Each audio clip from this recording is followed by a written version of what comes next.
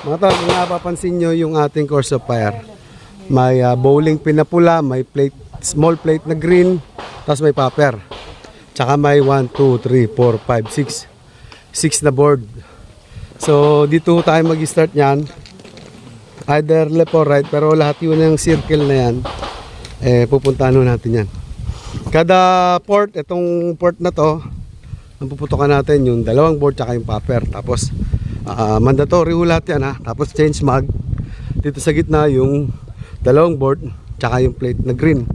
Tapos dito sa last port, change mag ulit tayo. Dalawang board tsaka yung bowling pin na red. Yun lang. Standby! Kasama yung ano.